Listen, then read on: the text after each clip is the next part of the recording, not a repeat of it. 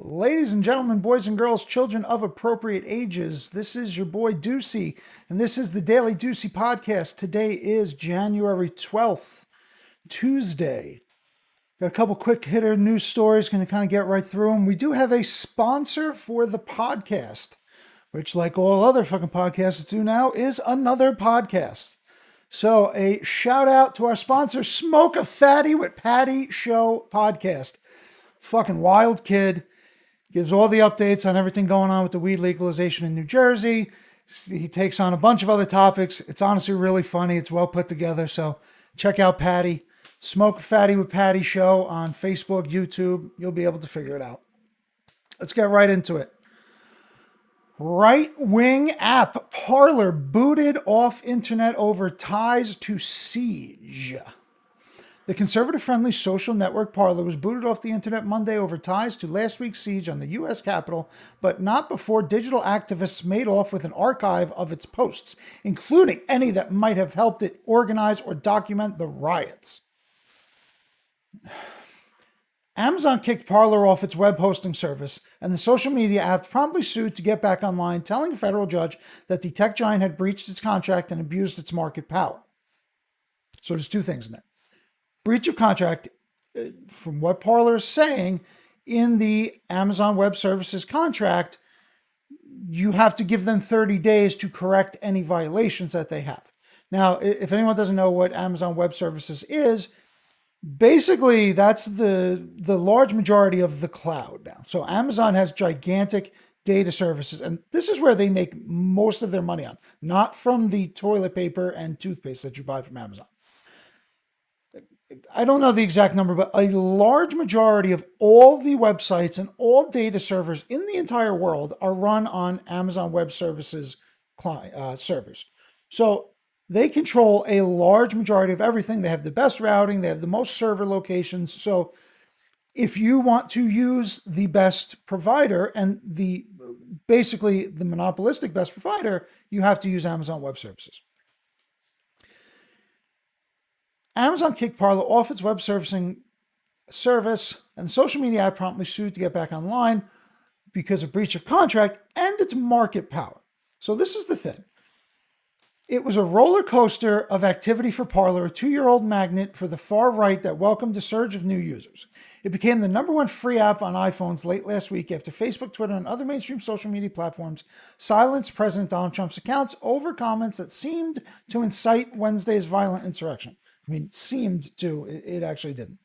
Now, Rudy, I was going to actually make like an actual article on this, but Giuliani is a clown. Okay? Like, if you look at the videos of Trump's speech actually before they went over to the fucking Capitol, he said stupid shit, but he actually specifically stated, like, don't do anything illegal, don't cause any violence, do everything, nice, whatever. Fucking Giuliani, who, like, I don't know how he went from, like, being a pretty popular mayor to, like, a complete tool goofball. But, he said some shit like, well, if we lose, we're going to be looking like fools. And if we win, a lot of people are going to be going to jail. So let's have a trial by combat. I don't want to really get, like, worked up, but, like, are you mentally challenged? Because, like, I wouldn't be shocked if he's getting disbarred. So that was the article that I was going to post. It was an article about Rudy Giuliani getting disbarred.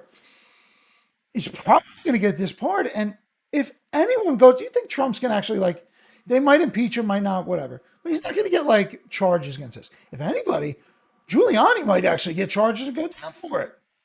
What a fucking clown. Anywho, became the #1 free app on iPhones, blah, blah, blah, blah, blah. The wave of Trump followers flocking to the service was short-lived. Google yanked it. Apple yanked it. Apple followed suit on Saturday after giving Parlor data just complaints. Okay, now here's kind of a thing that is a little bit shisty in regards to Twitter and Amazon Web Services. Parler's lawsuit in a Seattle-based federal court makes the arguments that Amazon violated antitrust laws to harm Parler and help Twitter. This is the big thing here. Harm Parler and help Twitter, which also uses Amazon's cloud services. It also alleges Amazon breached its contract by not giving 30 days of notice for terminating Parler's blah, blah, blah, blah, blah. So here we have an article from December 15th, just under a month ago.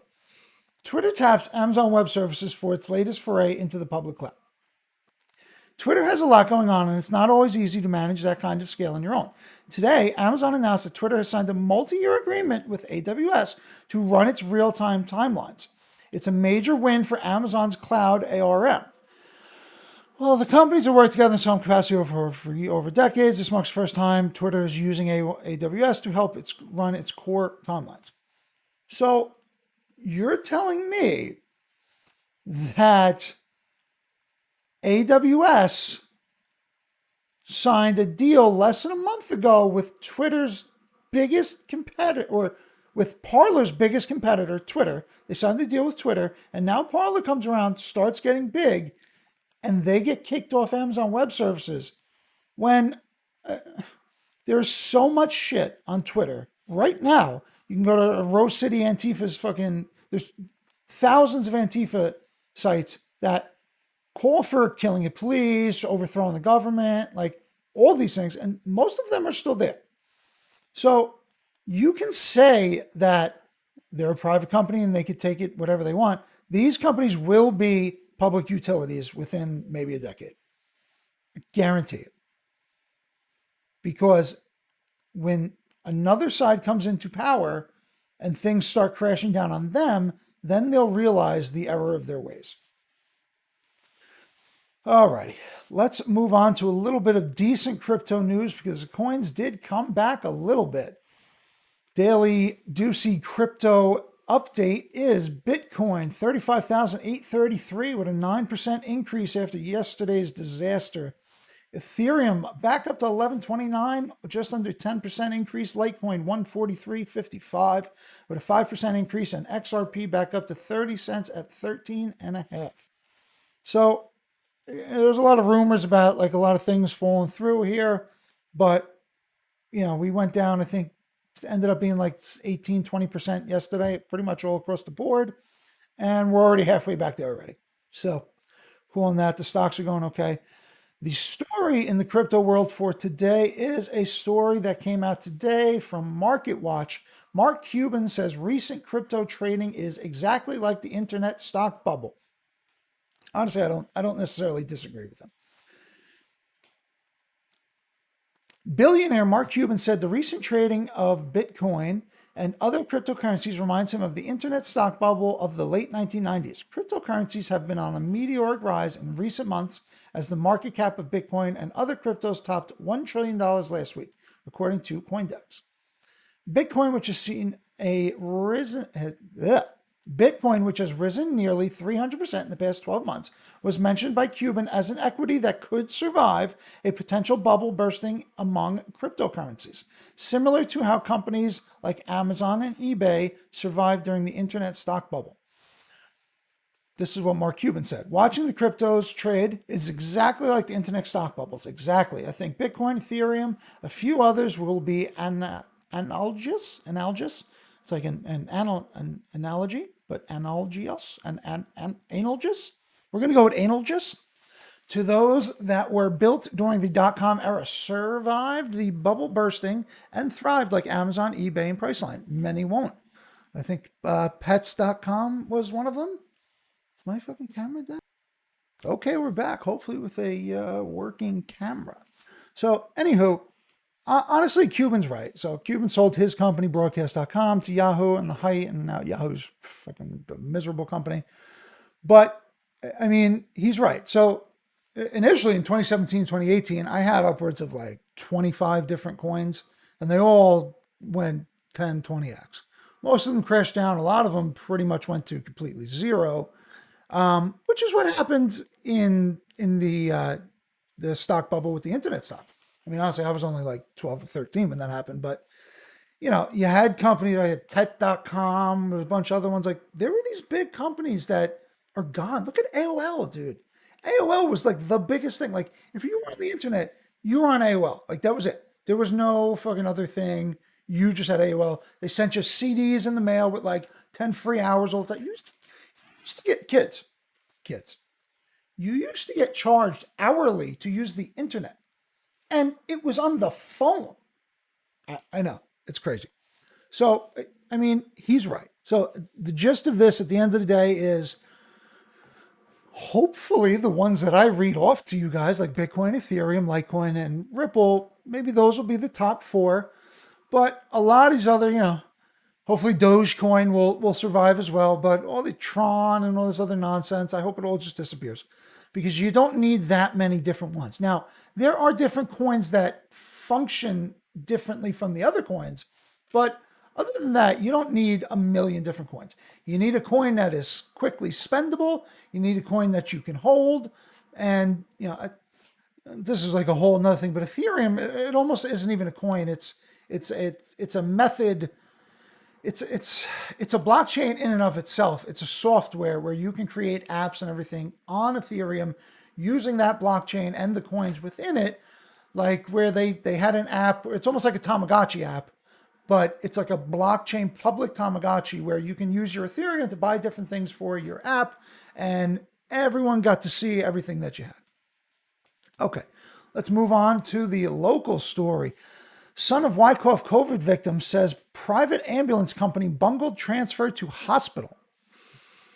Ugh.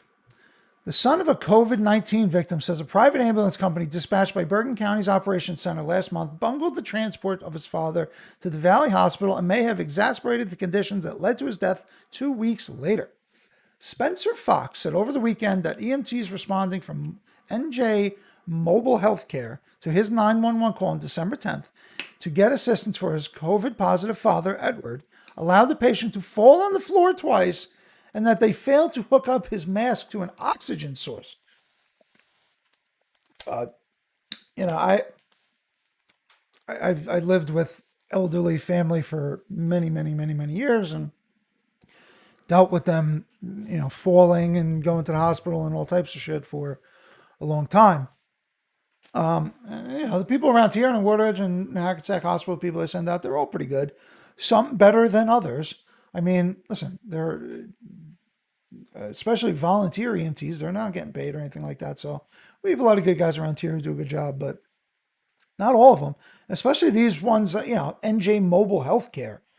Like the training for some of these private companies and EMT companies is minimal. So, unfortunately, Edward Fox's father succumbed to his illness on December 25th on Christmas. That stinks. So, big shout out to the Fox family. Really sorry about that. Former President Don Bosco's Touchdown Club. All right, so he says that the EMT's missteps caused his father to lose precious time and may have exacerbated his condition. It's absolutely tragic what happened. So, this is actually kind of more gets into it here. But so a quick thing on why the town didn't get. So the call was answered by the private NJ Mobile Healthcare ambulance company based in Mawa. The Wyckoff Volunteer Ambulance Corps does not respond to COVID-19 calls to protect its limited human resources. So the local town EMT peoples aren't even going to COVID calls just in case they don't get sick. I guess that makes sense, dude. But, then you get these fucking schmoes coming into your house. Okay. The kind of just here. Patient fell twice, son says. Now, I get it. My aunt, when she was older, she was big and heavy too, and it's hard. My grandmother, if you can pick her up with one arm, you throw on the thing, you're good to go. So, NJ Mobile Healthcare EMTs first attempted to sit the patient up in bed, then left him alone. Can't do that, dude. Spencer Fox said in a telephone interview. He said his father fell to the floor when left unattended. Edward Fox fell to the floor a second time after EMTs failed to strap him onto the stretcher before trying to lift him. Come on, man. Is this like your first time? At that point, according to a police report filed by Wyckoff Sergeant Kyle Ferreira, Spencer Fox exited the house and asked for police assistance, or his father would die in their hands. So, then the EMT comes out asking the police to dispatch advanced life support for assistance and for their help moving the patient because of his size. All right, so they don't, they never get into the size of the father, but there's repercussions for being really big, dude. Like, this is a whole nother fucking direction we're fucking veering into now, but I've been chubby my whole life. I'm still fucking fat and I'm trying to work on it and trying to get in as fit as possible. Not skinny, not jacked, just fit. But we're so afraid as a society to actually tell the truth to people now that we say things like, it was a cover of Cosmopolitan where it was a rather large lady. And it was like, this is fitness and this is health. Like, it's not. It's just not. You see a lot, and that's why it's kind of disingenuous on these things now. You see a lot of these things with COVID where it's like, otherwise healthy individual dies from COVID. And they were like 350 pounds. Like, come on, dude. So the EMTs asked for the cops' help because the guy was big. Now, listen, I don't think anything's going to happen to the company. First of all, they're probably going to have good lawyers. I don't think even you're going to have to prove that the fall actually did exasperate. The word may is in that sentence, and in lawsuits, the word may pretty much sends it right down the road. But, like Frank, the director of Bergen County Public Safety Operations Center in Mahwah, could not be reached. Carolyn Karp, director of marketing for this NJ Mobile Healthcare, issued an email statement saying, we don't disclose information about the care service provided to specific individuals. Our staff is that, like, just be honest, dude. Like, we do the best we can. Sometimes mistakes happen. We don't know any specifics about any mistakes like that, whatever. But just push the corporations are bullshit. That's why everyone hates most of you people at the corporations, because it's all bullshit. All right. We'll end on a lighter note, which might even not be a lighter note because this is fucking getting ridiculous at this point. Fast 9. I was in high school when the Fast and Furious came out. Like, before I could even drive. I'm driving like a Chevy Lumina and I want to put like lights and shit in it. Yeah, not good. Fast 9. Vin Diesel on bringing back Han and going into space. Fucking space. Vin Diesel has discussed some of the rumors and revelations surrounding Fast 9, including the reason for Han's return and the possibility of the franchise going to space. In an interview with Entertainment Weekly, Diesel explained why the Asian character is being brought back from the dead for the next installment. He explains the importance of his return, referring to Han as an integral character. If you remember, he's kind of responsible for the away years of Dom Toretto. Diesel, like, okay. The guy's dead, and you're going to bring him back. Are you, like, so Fast and Furious 9 is going to go into space and fucking clone Han out of fucking thin air. Come on, dude. There's something very special and magical about the Han character. The fuck's messaging me? When you see the movie, you'll feel it, but I believe at the core it's another testament to not only don't turn your back on family, but don't give up on family, even when they're fucking dead. Okay. It's unknown at this stage whether the family will be reuniting on the ground or in outer space, as several of the movie stars have previously alluded to the possibility of F9, F-U, bro, crew being catapulted into the cosmos. Diesel, like, do we really, Mr. Diesel? Diesel didn't confirm or deny those reports, though he did describe director Justin Lin as an innovative filmmaker. No spoilers over here, which means there's spoilers and they're going to fucking go into space.